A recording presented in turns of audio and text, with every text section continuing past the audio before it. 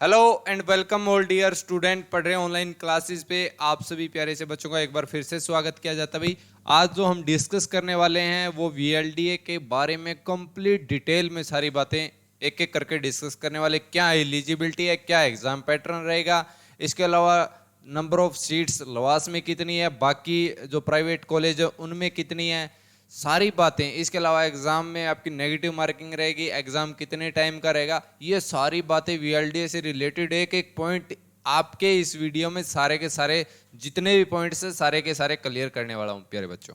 ठीक है, जो भी बच्चा पहली बार चैनल पर आया चैनल को सब्सक्राइब करके बेल आइकन को प्रेस कर लीजिए ताकि आपको आगे आने वाली वीएलडीए से रिलेटेड जो भी वीडियो उसका नोटिफिकेशन टाइम से मिल सके भाई प्यारे बच्चों।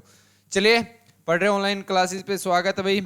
और जो भी बच्चा एक डेडिकेटेड तरीके से वीएलडीए की तैयारी करना चाहता है और अच्छे मार्क्स लेके सिलेक्शन अपना सिक्योर करना चाहता है तो ये दो कॉन्टैक्ट नंबर दिए गए हैं वीडियो के डिस्क्रिप्शन में। ऐप का लिंक है, जाइए डाउनलोड कीजिए, डेमो क्लासेस देखिए और अपना कोर्स ज्वाइन कर लीजिए। ये दो कॉन्टैक्ट नंबर है अदर इंक्वायरी के लिए, जो भी आपकी इंक्वायरी है दूर करने के लिए आप इन दो कॉन्टैक्ट नंबर्स पे कॉन्टैक्ट कर सकते हैं। चलिए भाई, वीएलडीए एलिजिबिलिटी के बारे में सबसे पहले हम बात करने वाले हैं। बहुत सारे बच्चे कंफ्यूज हैं कि सर मैंने आर्ट विद मैथ है, सर मेरी कॉमर्स है, सर मैंने नॉन मेडिकल की है, क्या मैं अप्लाई कर सकता हूं? तो वो सारी बातें हम इस वीडियो में एक एक करके डिस्कस करने वाले। तो पहला ही पॉइंट जो है आपका मेन है भाई, सबसे इंपॉर्टेंट पॉइंट है जो आपका, कौन बच्चा इसमें अप्लाई कर सकता है भाई। सबसे पहला ही पॉइंट है तो ओनली मेडिकल स्टूडेंट ही वीएलडीए का कोर्स कर सकते हैं भाई, वीएलडीए एंट्रेंस एग्जाम दे सकते हैं। ये स्पेशली मैं बता रहा हूं ओनली मेडिकल स्टूडेंट्स। ठीक है, ये पॉइंट जो है आप अच्छे से नोट कर लीजिए भाई। ओनली मेडिकल स्टूडेंट जो है 12th पास आउट, ठीक है, 12th पास आउट बच्चे जो हैं, पास आउट होने चाहिए आप। 10th में आपके 60% मार्क्स होने चाहिए, 60% मार्क्स आपके होने चाहिए। तो सबसे पहली एलिजिबिलिटी तो यही है प्यारे बच्चों, क्या है, मेडिकल आपके पास होनी चाहिए। इसके अलावा 12th पास आउट आपकी होनी चाहिए, 10th में आपके 60% मार्क्स होने चाहिए। ये कंडीशन अगर आप लाई करते हैं तो आप वीएलडी का फॉर्म अप्लाई कर सकते हैं। इसके अलावा ये थी आपकी एलिजिबिलिटी। अब करते हैं एज के बारे में बात। तो एज क्या होनी चाहिए? एज होनी चाहिए अभी आपकी जनरल कैटेगरी की अगर मैं बात करता हूं तो 17 से 22 आपकी एज होनी चाहिए। ठीक है, 17 से 22 आपकी एज लिमिट होनी चाहिए। अदर कैटेगरी जो है आपकी उनको एज रिलैक्सेशन है, वो आप चेक कर लेना, लगभग 25 के आसपास मिलेगा। ठीक है, वो एक बार चेक कर लेना। बाकी वो मैं कमेंट सेक्शन में पिन करके भी डाल दूंगा कि इतना लगभग मैंने बता ही दिया कि 25 मिलेगा आपको, 3 साल का एज रिलैक्सेशन अदर कैटेगरी को मिल सकता है भाई। अब बात करेंगे भाई आपकी एग्जाम पैटर्न की। तो एग्जाम पैटर्न क्या आएगा? ठीक है, सिलेबस में भी मैं एक ब्रीफ बता देता हूं कि आपका क्या सिलेबस आएगा, उसके बारे में मैं बता दूंगा आपको कि क्या क्या सिलेबस आएगा। एक डिटेल वीडियो भी बना दूंगा सिलेबस के ऊपर कि क्या सिलेबस रहेगा। अब एग्जाम पैटर्न की बात करते हैं तो भाई दो ही सब्जेक्ट मेनली इसके अंदर आते हैं। एक आती है आपकी साइंस और दूसरा क्या आता है आपका मैथमेटिक्स। ये दो सब्जेक्ट आपके आते हैं। और ये कौन सी क्लास के होते हैं भाई? ये 10th क्लास के होते हैं। 10th क्लास तक का जो सिलेबस है वो आपका आता है साइंस और मैथमेटिक्स। साइंस के कितने क्वेश्चन होते हैं जी? क्वेश्चन की अगर मैं बात करता हूं तो 70 क्वेश्चन आते हैं। ठीक है, और मैथमेटिक्स के 30 क्वेश्चन आते हैं। अब मार्क्स की बात कर लेता हूं तो सेम चीजें हैं सारी, 70 क्वेश्चन 70 मार्क्स, 30 क्वेश्चन 30 मार्क्स। चलिए जी, एग्जाम के बारे में हमें पता लग गया कि इतने इतने क्वेश्चन आते हैं, ये दो सब्जेक्ट आते हैं, सिलेबस आपका 10th तक का आता है, ये सारी बातें होगी। अब पूछो सर क्या इसमें नेगेटिव मार्किंग भी होती है? तो इसमें नो नेगेटिव मार्किंग है भाई, कोई नेगेटिव मार्किंग नहीं होती है। ठीक है, जितने 100 क्वेश्चन है 100 के 100 आपको अटेम्प्ट करने हैं प्यारे बच्चों। ठीक है, 100 के 100 क्वेश्चन आपको अटेम्प्ट करने, कोई नेगेटिव मार्किंग इसके अंदर नहीं होती है। ये आपका हमने पढ़ लिया जी किसके बारे में? एग्जाम पैटर्न के बारे में। पहले हमने देख लिया था क्या क्या एलिजिबिलिटी, ये सारी बातें हो गई। अब नेक्स्ट देखते हैं जी टोटल नंबर ऑफ सीट्स कितनी है। सीट्स की बात कर लेते हैं। तो देखिए दो चीजें आती है इसमें, एक आपकी गवर्नमेंट जो है कॉलेज है और एक आपके प्राइवेट। तो गवर्नमेंट आपको अच्छे से पता है जी कौन सा है, लाला लाजपत राय यूनिवर्सिटी के अंदर जो है। अब प्राइवेट कॉलेज भी टोटल कितने हैं, 16 कॉलेज है जी, ठीक है। अब इनकी सीट्स की बात करें तो कितनी है, लवासा यूनिवर्सिटी की जो है आपकी 70 सीट्स हैं भाई। वैसे तो टोटल 94 है, टोटल 94 है, लेकिन हरियाणा रेजिडेंशियल के लिए कितनी है, 70 सीट्स है।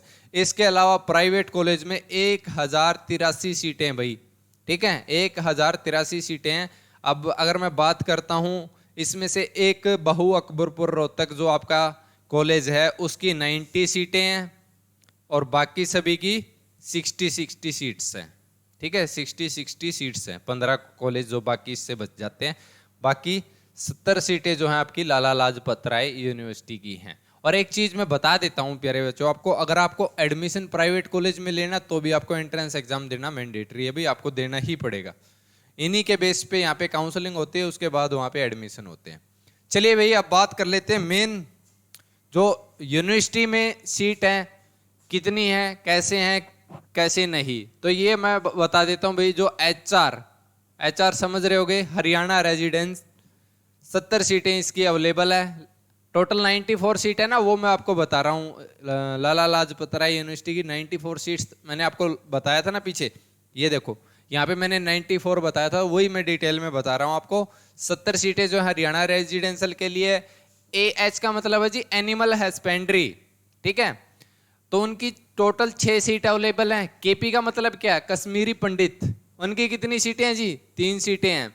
के आर का मतलब क्या है, मतलब के आर का मतलब है कि कश्मीर रेजिडेंट, ठीक है, तो यहाँ पे 3 सीटें उनके लिए भी है। डीसी का मतलब है दिल्ली कैंडिडेट, एनसीआर से जो बिलोंग करते हैं भाई, उनकी कितनी है 04 यानी कि 4 सीटें हैं।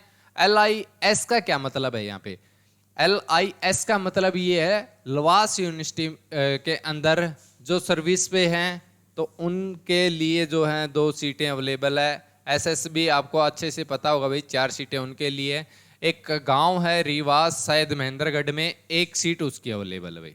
ये टोटल 94 सीट हैं, उसको डिवाइड करके एक एक मैंने आपको बता दिया भाई। 6 सीटें इसमें एनिमल हस्बेंड्री की है, कश्मीरी पंडित की 3 है, कश्मीरी रेजिडेंट की 3 है, इसके अलावा दिल्ली वाले बच्चों के लिए 4 सीटें हैं, हरियाणा के लिए 70 सीटें हैं भाई। अब बात करते हैं मेन, जो 70 सीटें आपकी लवासा यूनिवर्सिटी की है वो कैटेगरी वाइज हम बता देता हूं आपको। टोटल नंबर ऑफ सीट 70 हैं भाई। अब जनरल कैटेगरी की इसके अंदर 33 सीट्स अवेलेबल है, ठीक है। एससी की अगर मैं बात करता हूं यहाँ पे, तो आप यहाँ पे अच्छे से देख सकते हो 10%, टोटल 20% है, ठीक है। इसमें से डिवाइड कर दिया 10% एससी, 10% डिप्राइड एससी, तो 7 सीटें जो है एससी की है, डिप्राइड एससी की 7 सीटें हैं।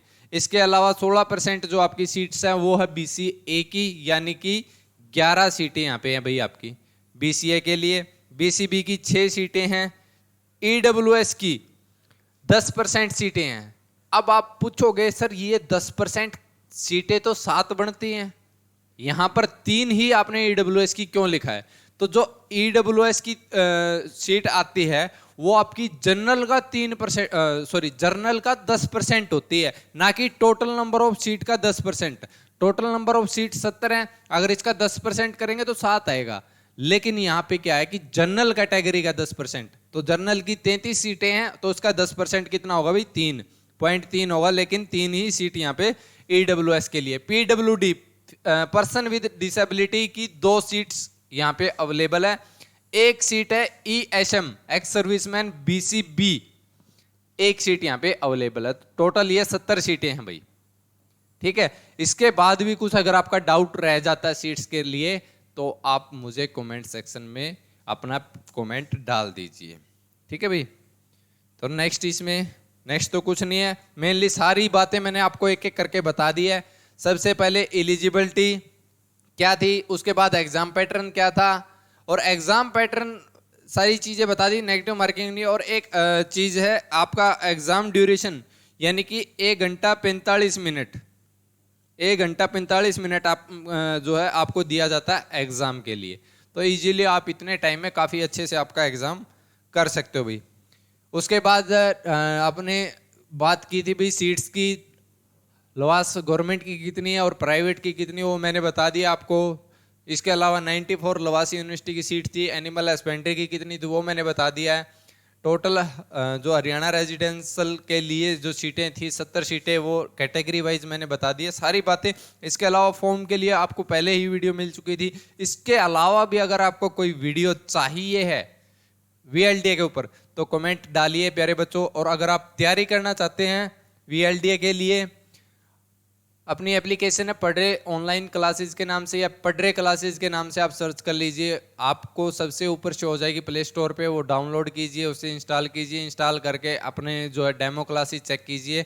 इसके अलावा इन 2 कॉन्टैक्ट नंबर्स पे आप कॉन्टैक्ट कर लीजिए अगर आपको कोर्स ज्वाइन करना है। तो इतनी सी बातें थी प्यारे बच्चों, शायद आपको अच्छी से डिटेल में सारी बातें मैंने समझा दी है। इसके बाद भी कोई डाउट रहता है तो आप कमेंट सेक्शन में कमेंट कर सकते हैं। मिलते हैं नेक्स्ट वीडियो में, तब तक के लिए बाय बाय।